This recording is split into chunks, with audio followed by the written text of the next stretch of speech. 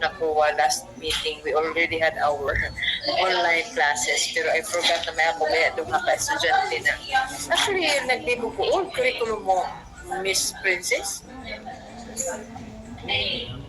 Hello, Miss Hello, Kashu. ma'am. Old curriculum mo? Sir Pete? Sir Oh, Peter? science, di ay mo. Sayed. Sayed po. Okay, sige. I thought you are also math. Okay, so workload mo lang math mo nang gibutang. Oh, wala di ay. Actually, wala na nabutang kay wala na na akong gipabutang kay sobra-sobra na upload. Wala na na akong gipadong kaning katong ka science. That's why ako na lang sila i-use. No, anyway, it's the same as statistics. However, for science, it's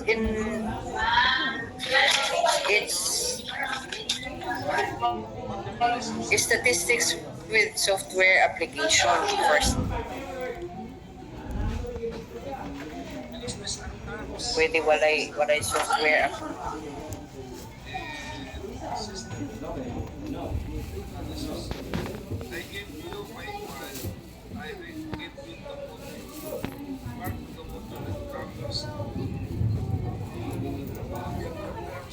Pero sa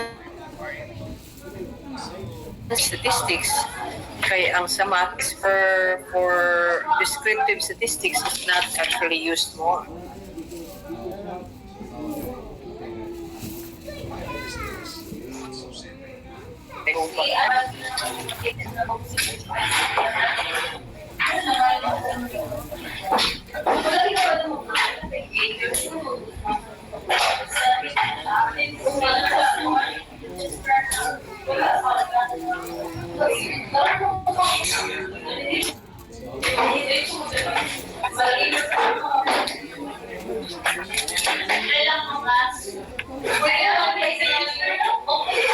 Okay, so for statistics, so di man nato usually ginagamit ng inferential stat, especially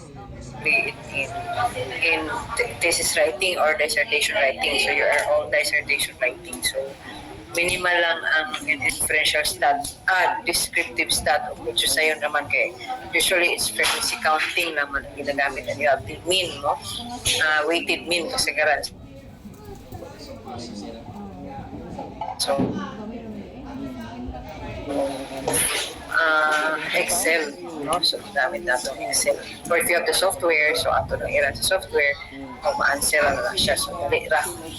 So, we will just focus on the inferential statistics. So, in here, we will be siguro magkuantag mga samples of researches wherein we will be identifying, so pinaka-importante nga ni is you know how to identify what appropriate statistical tool that you are going to use. Anyway, you will be hiring a statistician when you will have your dissertation writing. So, di ka tayo siya. Pero para makasave, so actually para makasave, especially for math majors, so you don't need to hire. So, kamo mismo, you know how to compute, no, with your data, no, on what appropriate tool that you're going in treating the data that you have. So, mauni siya. So, last meeting, we already have started with ano ato in klase. What tool? I think hypothesis testing, and then what are the steps mo in hypothesis testing? So, usually, in hypothesis testing, we have the so-called null hypothesis and alternative hypothesis. So how it is being stated in our research paper, in our dissertation, is it's usually stated in a negative way, no? For example, there is no significant difference, there is no significant relationship. So ang pinaka-importante lang nan siya is what appropriate tool that you are going to employ mo in treating the data. Sige, so we'll start with t-test na lang siguro. Wala pa sa t-test, no? Wala pa tama ka-start? Yes, po. Okay.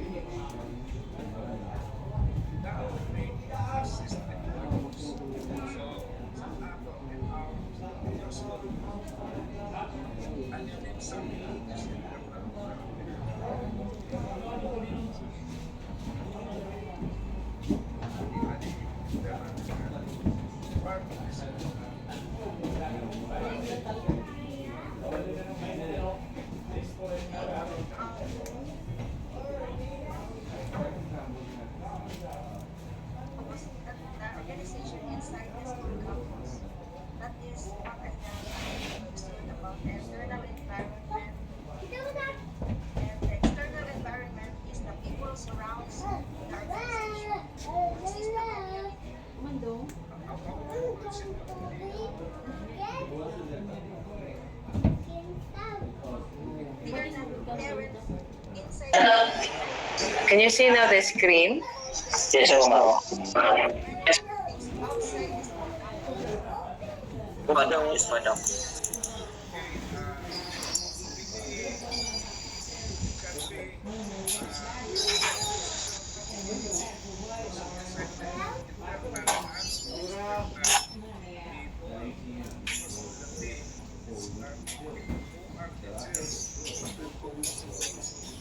Okay, so we will have first to discuss on the t-tests.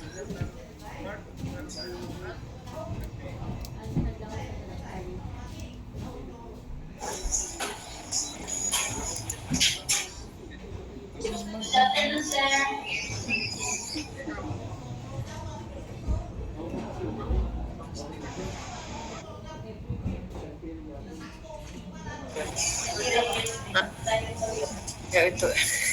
Ang mga lagi ini nato problema kung mag-online kita kaya tapos nga di sa opisina kay yaw na may tuyo na masusimula ko dili mo. Dapat matago ba ako? May division lagi.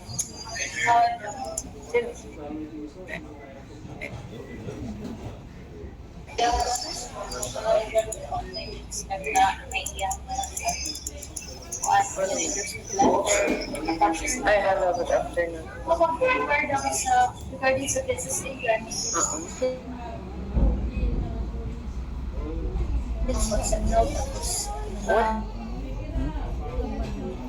What program? Christina, sir, this is not to be sir, umano si sir. Francis Ambray. What's your name? Are you enrolled in this one? You are? Agree po ng The ikaw si Miss Crystal. Actually, we've met kanina morning. Kaya, hindi ko man po. Wala ka? Wala dahil ka sa GC? Naabang sa JC sa We have our class this morning. I am your instructor in thesis 1. open. But sa picture namin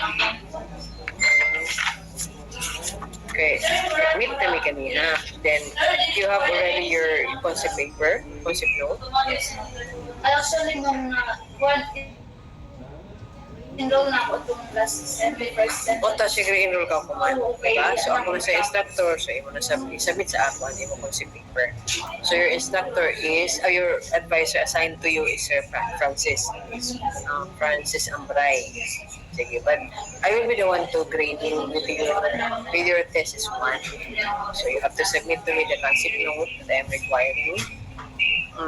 There is a new format for the concept note. I've already sent it in our GC. So, na-agad na siya po. So, maraming degree of freedom N1 plus N2 minus 2 times, square root N, times N1 plus N2 over N1 times N2. Siya, formula. Then for, so example na ni siya mo. So you are asked to find for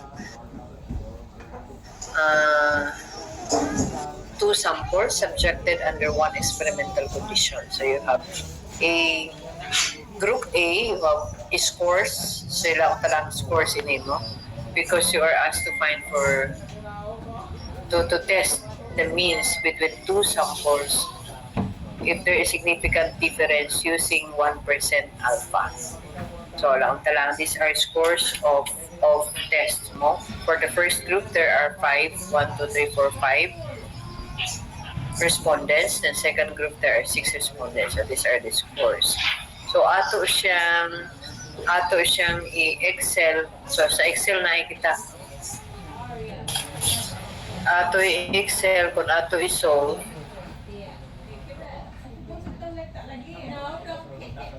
Pilay answer ini siya.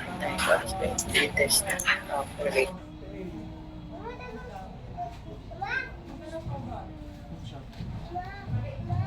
So ato ini create Excel.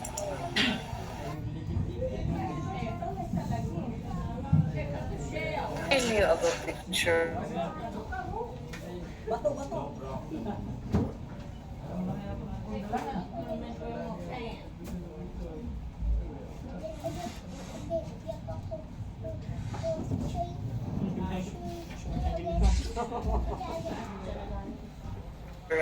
So, 4, 16, 11, 9, 8.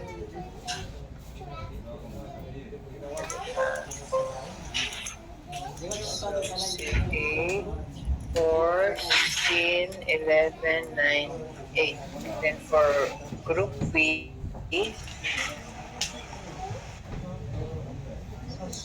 group B is 2, 5, 7, 9. 2, 5, 7, 9, 6. 2, 5, 7, 9, 6. 4.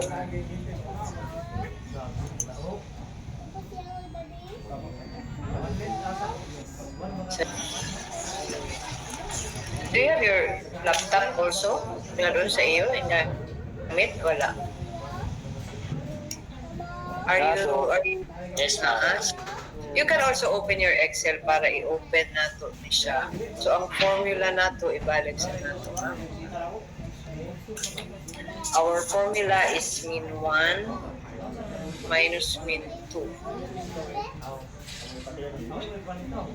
All over square root of summation of x sub 1 minus summation of x sub 1 squared over n1 plus summation of x sub 2 minus summation of x sub 2 that is squared over n2. Then all over n1 minus n2 minus 2. Then times n plus 1, n1, n2. I-stop ko ini kaya natulita sa Excel. So, akong i-present is kaning Excel.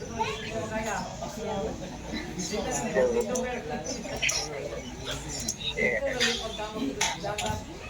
Kaya na sa bako ito na magpakita ko. Kuan, day.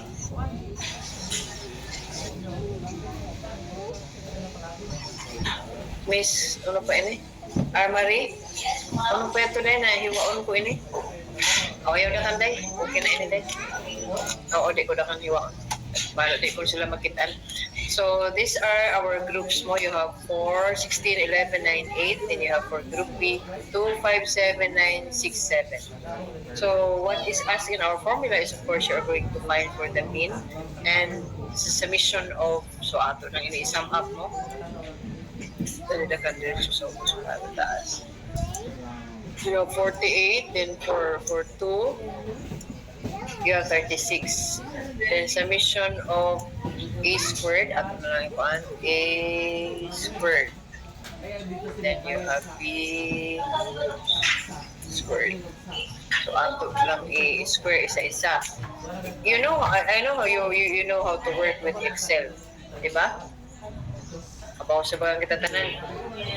Na nato yun. practice na kita mag-Excel. So, ato lang siya i-drag. Then, isam.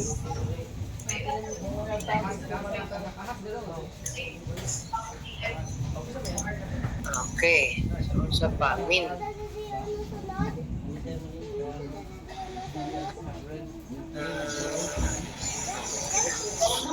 So, ang ato ang min 1 is 48 divided by 5, no?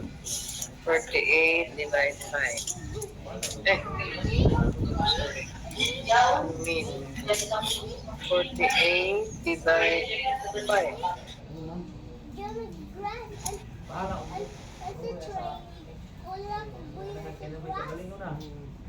Okay. Is 36. You can also work with your laptop, huh? Divided by 6. So that's for min 1. Kina na ano tanan? N1 na. Katong kuan degree of freedom. N1 plus N2. Sa ato pa, it's 11 ah. Then N1 times N2, 30. Para i-click na lang nato. So our formula is min 1. You have minus 6, no? 3.6 an ato numerator. And for our denominator, you have summation is 48. Then minus siya atong e square divided by n1 5.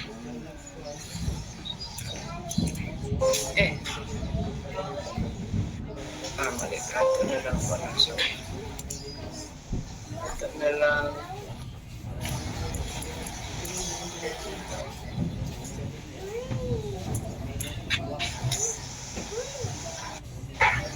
Summation of na to. Divided by 5 nila.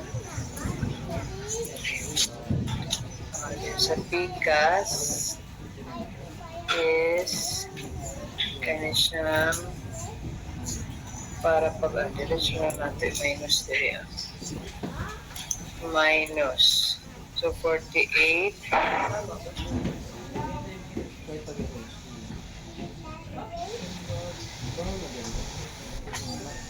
tama ba siya? Ano naman? Pwede na yun natin siya. Same na siya yung title. Paano yan na strategic intervention? Tapos ang questionnaire. Paano mag-receive? Imo siya ipananghin sa author. Adapted, ano mo questionnaire? Imo, parehas da?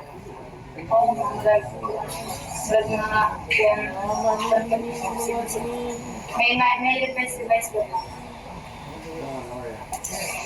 Sige, pwede.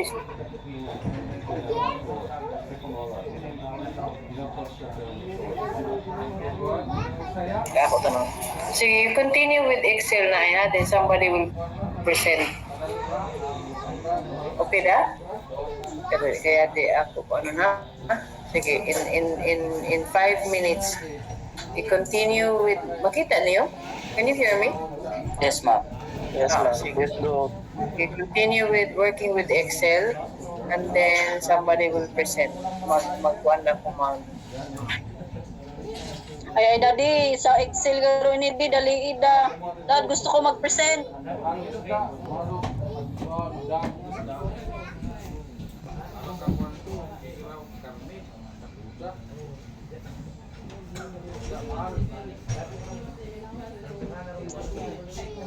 Dad? Kuman ba yun yung ipasa? Sige ma'am pan, ikaw ko tayo magkuha ng umang kay waya mi dang laptop. Hala, sorry.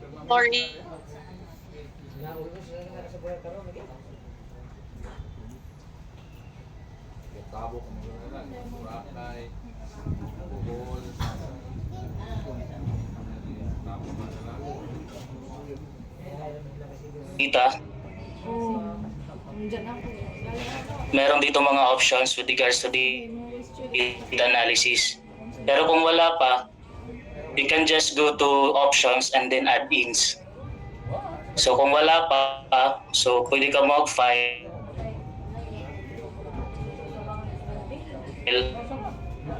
and look into add-ins. Then you just click the analysis toolpath and BVA or dito na lang analysis. So just okay.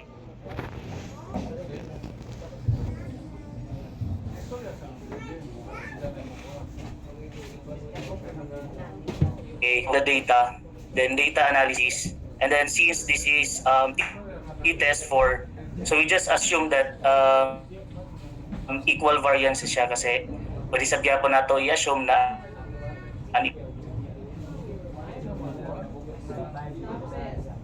equal variances siya. So i-assume lang nato na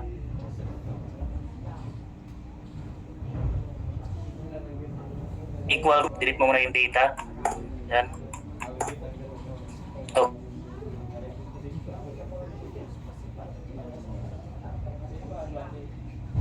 Variable 1, so we just click the data A, ito. Then variable 2, just click the variable. So, identify since test sa 1% level significant.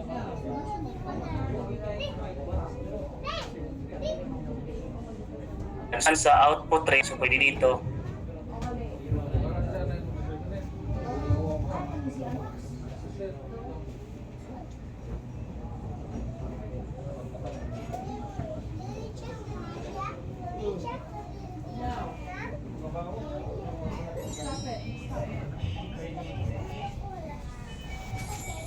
And just click OK. So from this, so we can easily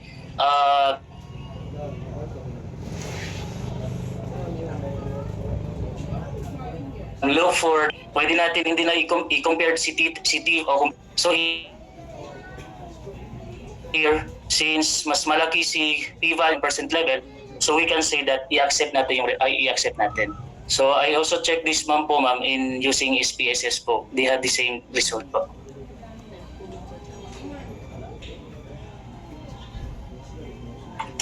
Yeah, actually, if you are going to make use of a software or Visan, Excel, or any software, you can do it manually. So you really have the same result for as long as it is computed correctly. No?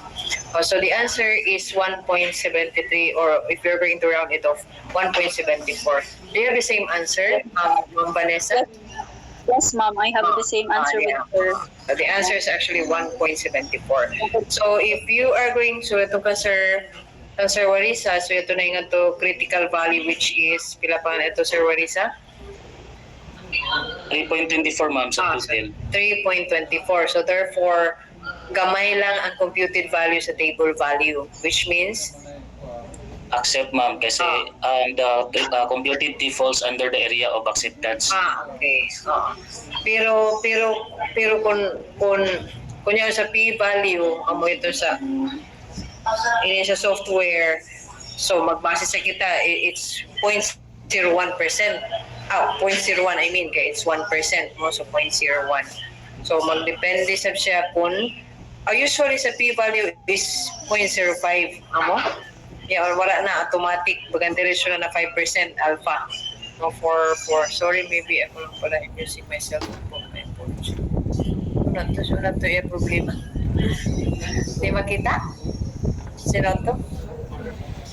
Sir Ratso ma'am. Una to Ratso dong, raised a hand. Sir Repolio, yes? May I share po, ma'am, about the margin of error na that we are using? No, I still remember when we use 0.01 and when to use 0.05, no, as what I remember, no, mostly in the social studies or like education, we are mostly using 0.05. Pero for some areas like study in the it is a concern, ma'am, na we are very concerned na gamay lang yun ang error. That is why mostly 0.01 ang mostly ginagamit. So for medical kuan, mga kuan, 1% margin of error usually. Yes po, ma'am.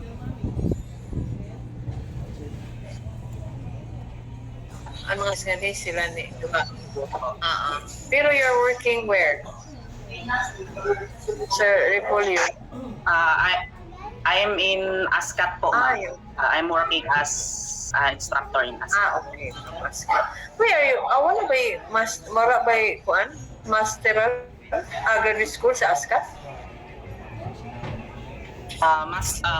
Wala pa po, ma'am, na as of now the grad school offer is more on kuan siya sa agriculture and Okay, oo. Because you're inclined into agriculture. yes po, it's po. Sige. Okay, yeah. So yung so agriculture, pwede na, kung sabihin siya, di ba? Dapat, sa, kamay lang ang margin of error mo kasi patay ang mga tanong, patay ang mga animals. Okay. Sige, so yeah, that's just so magdepende, okay. Magdepende ang margin of error or 5% usually. And then you have also 1%. You can also have even 10% of margin of error.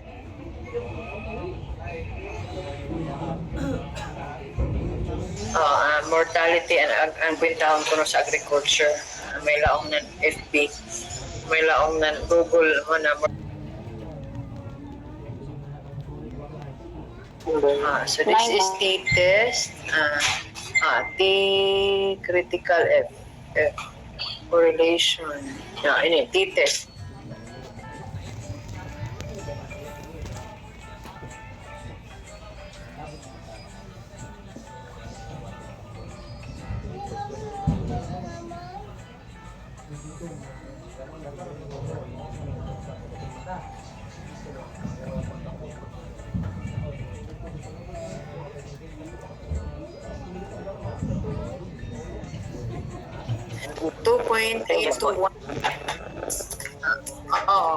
Wala ini general critical value of the T distribution, which con 9 and degree of freedom, so 2.821. So therefore, that is for 1 kilo. Sige, for what's our decision if our critical value is 2.821, sorry.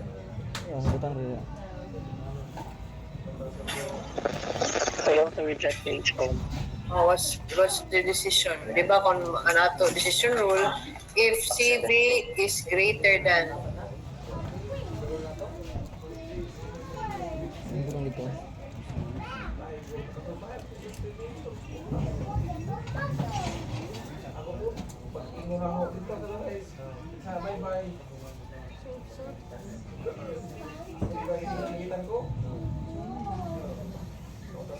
Therefore, We failed to test if the means between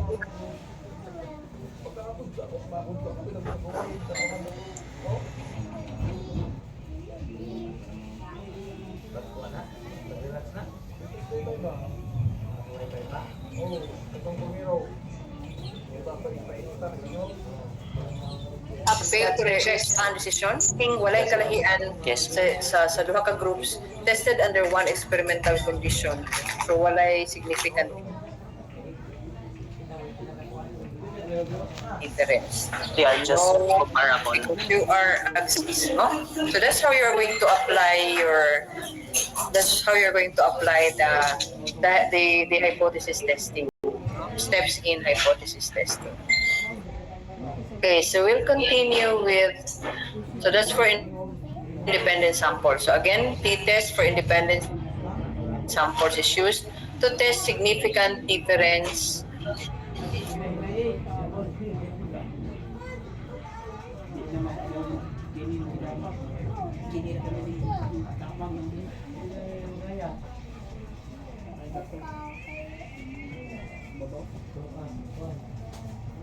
and the population variance that differ markedly from quality. So this is used to test the significant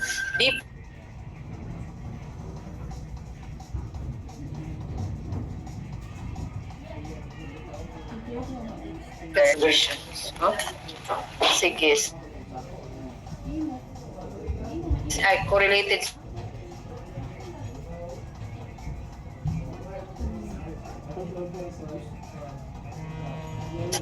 sample. So this is the formula.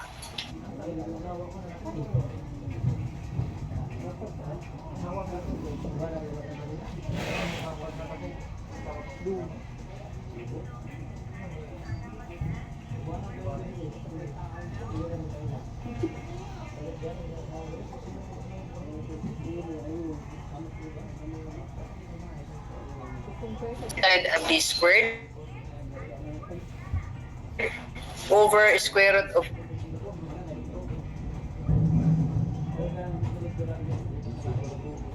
and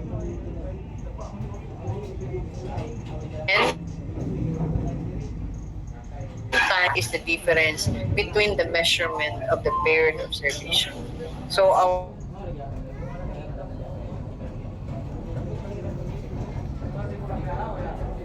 square root including -1.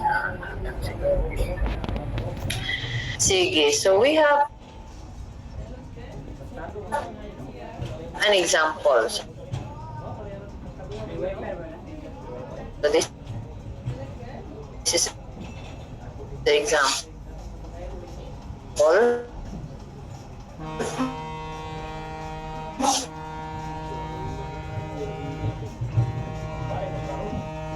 Sige, you try it again.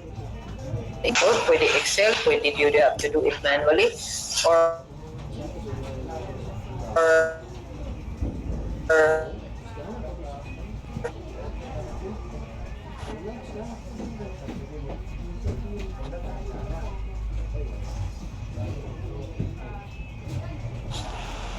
to share screen for the presentation. Sige, in 5 minutes.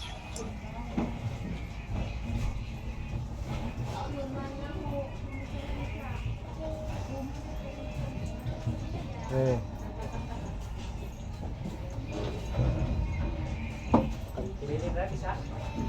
Wala? Wala ra kahapon?